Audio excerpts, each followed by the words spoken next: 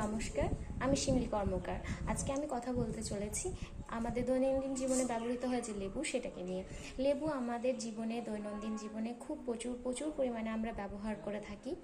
Specially এই গ্রীষ্মকালের দিনে আমাদের লেবু শরবত আমরা খেয়েই থাকি সবাই। তো লেবুর জল বা লেবুর শরবত খাওয়া আমাদের শরীরের জন্য খুব ভালো।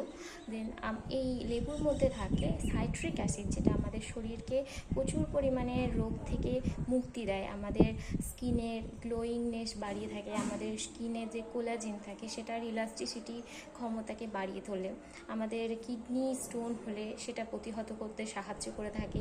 মাড়ি বা দাঁতে যখন গাম ব্লিডিং হয়ে থাকে, দাঁত ফুলে যায়, দাঁতের মাড়ি ফুলে যায়, সেটা প্রতিরোধ করতে আমাদের সাহায্য করে থাকে। আমাদের ক্যান্সার প্রতিরোধ করতে লেবুর মধ্যে থাকে লিমোনিন বলে একটা পদার্থ, যেটা আমাদের ক্যান্সার প্রতিরোধক হিসেবে ব্যবহৃত হয়। তাছাড়াও আমরা অনেকেই লেবুকে ওয়েট লস করবার জন্য ইউজ করে থাকি। আমরা যারা ফ্যাটি আছি বা ওবেসিটি যাদের থাকে বা যাদের ফ্যাট লস করতে চায়, ডায়েট করতে চায়, তারা অনেক সময় এই লেবুর জল খেয়ে আমাদের ফ্যাট লস করা সম্ভব হয়ে থাকে বা আমরা ইউজ করে থাকি লেবুকে।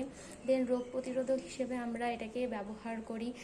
হজমের পাওয়ার, ডাইজেস্টিভ পাওয়ারকে অনেক বেশি পরিমাণে বাড়িয়ে দেয় লেবু।